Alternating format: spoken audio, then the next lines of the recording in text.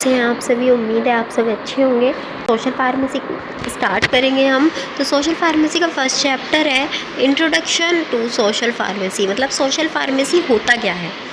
Social pharmacy जो है वो फार्मेसी की ही ब्रांच है जो कि डील करती है हमारी फार्मेसी हमारी सोसाइटी पर क्या रोल निभाती है, क्या वर्क करती है। अब कुछ सोशल फैक्टर्स देखे जाते हैं, हेल्थ सर्विस इफ़ेक्ट देखे जाते हैं, मेडिसिन के यूज़ देखे जाते हैं। ये सभी हमारे सोशल फार्मेसी के अंदर आती है कि किस तरह से हम इसको सेफ़ रखेंगे, किस तरह से हम इसको इफ़ेक्टिव करेंगे और रेशनल यूज़ क्या है मेडिसिन का कम्युनिटीज़ में। सभी चीज़ें हमारी सोशल फार्मेसी में देखी जाती हैं। Social pharmacy bridges the gap between pharmaceutical science and public health. Social pharmacy जो है वो एक गैप बनाता है फार्मास्यूटिकल साइंस के बीच में और पब्लिक हेल्थ के बीच में। तो स्कोप देखते हैं सोशल फार्मेसी का। सोशल फार्मेसी का ब्रॉड स्कोप मतलब बहुत ही फैला हुआ स्कोप है। क्यों फैलता है? क्योंकि ताकि हमारी जो हेल्थ केयर है वो इम्प्रूव हो सके, हमारे सोशल बिहेवियर स्ट्रक्चर को हम मैनेज कर सकें, मेडिसिनल यूज़ को हम बता सकें। तो सबसे पहला स्कोप है हेल्थ एजुकेशन एंड प्रमोशन के रूप में। एजुकेशन जो है वो बहुत ज़्यादा इम्पोर्टेंट है पब्लिक के लिए। एजुकेशन होगी तो हमारा जो प्रिवेंशन है, मतलब हम प्रिवेंट कर सकेंगे अपनी डिजीज़ से, हाइजीन मेंटेन करेंगे, न्यूट्रिशन प्रोवाइड कराएंगे और रैशनल ड्रग का जो रैशनल यूज़ है वो बता पाएंगे। वैक्सीनेशन को प्रमोट करेंगे, अवेयरनेस बताएंगे, कम्युनिकेबल और नॉन कम्युनिकेबल डिजीज़ के बारे में पेशेंट ईजीली समझ पाएगा। नेक्स्ट होता है पेशेंट काउंसलिंग। पेशेंट की काउंसलिंग करना मतलब पेशेंट को बताना, मेडिकेशंस के बारे में बताना, साइड इफ़ेक्ट के बारे में बताना, कोई डिज़ीज़ है उसके बारे में समझाना। नेक्स्ट आता है rational use of medicine. Encourage करना, कॉस्ट बताना, कॉस्ट को इफ़ेक्टिवनेस दिखाना कॉस्ट की, और ईज़िली मतलब किस तरह से हम उसको यूज़ कर सकते हैं मेडिसिन को, वो सारी चीज़ें इसमें बताना। नेक्स्ट आता है public health and community services. Public health पर पार्टिसिपेट करते हैं, कुछ हेल्थ कैंप्स, इम्यूनाइजेशन प्रोग्राम्स देना, स्क्रीनिंग्स दिखाना, मतलब पब्लिक की हेल्थ के रिगार्डिंग कम्युनिटी की कुछ सर्विसेज दिखाना।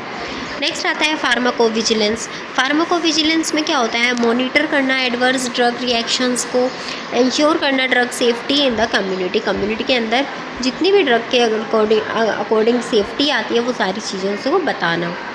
एक स्कोप है हेल्थ पॉलिसी। हेल्थ की जितनी पॉलिसीज़ आती हैं, जितने प्लानिंग्स आती हैं वो पेशेंट तक पहुंचाना। रिसर्च करना सोशल और बिहेवियर एस्पेक्ट्स पर,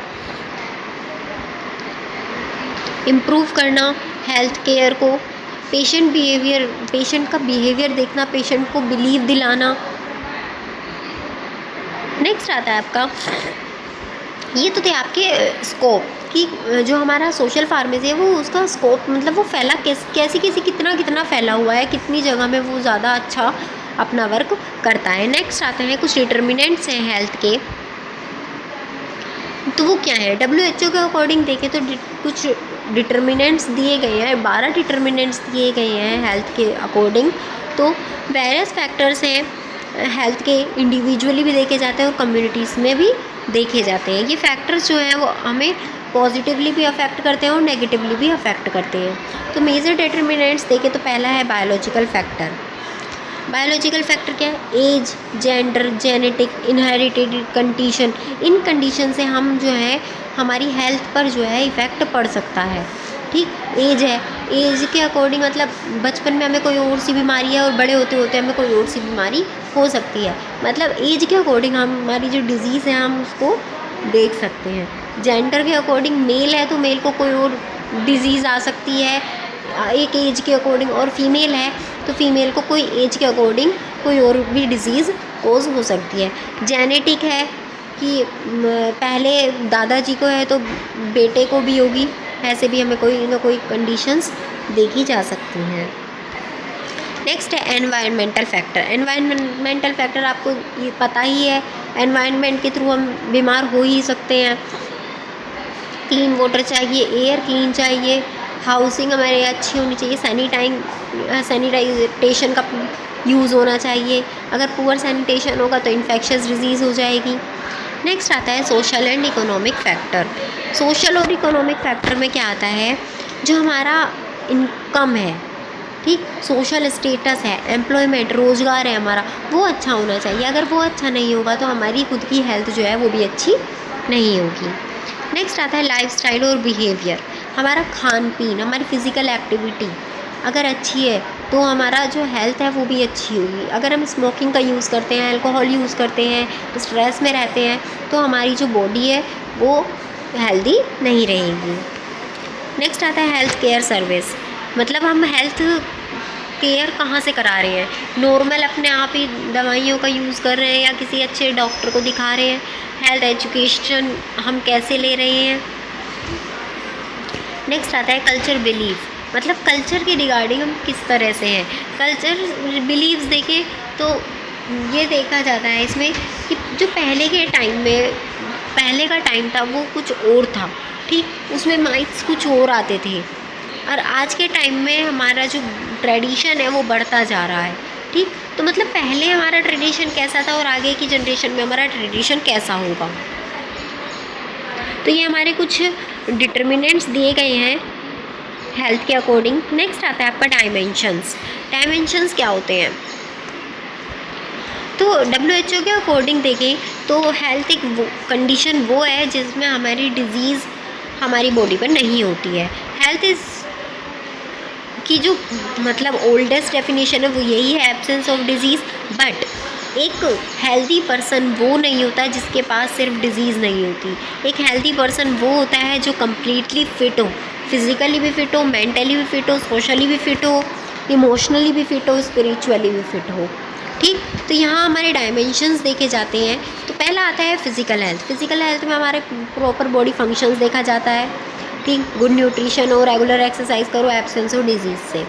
नेक्स्ट आता है मेंटल हेल्थ। मेंटल हेल्थ में हमारी थिंकिंग प्रॉपर्टी देखी जाती है, हम किस तरह से सोच पा रहे हैं, इमोशंस को किस तरह से मैनेज कर रहे हैं, अपना स्ट्रेस कंडीशन को किस तरह से हैंडल कर रहे हैं। नेक्स्ट आता है सोशल हेल्थ। सोशल हेल्थ हमारा जो रिलेशन है, हमारा किस तरह आप मतलब हमारी फैमिली में किस तरह का रिलेशन है, हमारी पब्लिक प्रॉपर जो हमारी पब्लिक है, सोसाइटी है, उसके साथ हमारा कैसा रिलेशनशिप है। नेक्स्ट आता है स्पिरिचुअल हेल्थ। स्पिरिचुअल हेल्थ है हमारी अंतरात्मा, मतलब हम बाहर से कैसे हैं और हमारे अंदर से कैसे हैं। तो कहते हैं ना कि पीठ पीछे बुराई करना, कहीं ऐसा तो नहीं है, सामने से हम कुछ और हैं और पीछे से हम कुछ और हैं। नेक्स्ट आता है आपका इमोशनल हेल्थ। इमोशनल हेल्थ में क्या आता है, हमारी इमोशंस आते हैं, जितनी भी हमारी फीलिंग्स होती हैं, गुस्सा होता है हमारा, सैडनेस होती है हमारी, हैप्पीनेस होती है, वो सारी चीज़ें हमारी इमोशनल हेल्थ के अंडर आती हैं। नेक्स्ट आता है आपका एनवायरमेंटल हेल्थ। एनवायरनमेंट जैसे मैंने आपको बताया कि हम रहना सहना कहाँ कैसे एरिया में हमारा क्लीन है या नहीं है, हमारी एनवायरनमेंट कैसा है, पोल्यूशन किस तरह से कंट्रोल कर रहे हैं, ड्रिंकिंग वाटर जो है हमारा सेफ़ है या नहीं है। तो ये सभी आपके एनवायरमेंटल हेल्थ में आते हैं। एक और दिया गया है इसमें ऑक्यूपेशनल हेल्थ। ऑक्यूपेशनल हेल्थ क्या है, सेटिस्फिकेशन करना कहाँ आप वर्क कर रहे हैं, जहाँ पे आप वर्क कर रहे हैं अपना डेली रेस्पॉन्सिबिलिटीज़ वहाँ पे आप निभा रहे हैं या नहीं निभा रहे हैं, जो आपका काम है वो आपके लिए ठीक है या नहीं है। ऐसा ना हो कि वो आपके लिए तो ठीक नहीं है बट फिर भी आप उस काम को कर रहे हैं, ऐसा ना हो। ठीक, ये आपका ऑक्यूपेशनल हेल्थ है। इसी में आपका एक टॉपिक आता है रोल ऑफ फार्मासिस्ट, मतलब फार्मासिस्ट का क्या रोल होता है सोशल फार्मेसी पर। तो सबसे पहले रोल, किसी भी पेशेंट, अगर कोई पेशेंट आ रहा है हमारी फार्मेसी पर तो उसको सबसे पहले उसका प्रिस्क्रिप्शन देखना, प्रिस्क्रिप्शन में कोई प्रॉब्लम ना हो वो चेक करना, कोई भी ऐसी दवाई नहीं देना कि जो प्रिस्क्रिप्शन पे ना हो। ठीक, प्रिस्क्रिप्शन को सबसे पहले काम होता है प्रिस्क्रिप्शन को पढ़ना, फिर उसके बाद उसको जो दवाइयाँ हैं उसको निकाल के देना, उसको पूरी तरह से मैन्युफैक्चर करके पैक करके देना और उन दवाइयों के बारे में पेशेंट को समझाना। कोई अगर अलग से हमारी कोई प्लानिंग चल रही है तो उनके बारे में उस पेशेंट तक वो सारी जानकारी को बताना। तो ये हमारा चैप्टर फर्स्ट है सोशल फार्मेसी का जो कंप्लीट होता है। कोई डाउट हो तो आप मेरे से पूछ सकते हैं।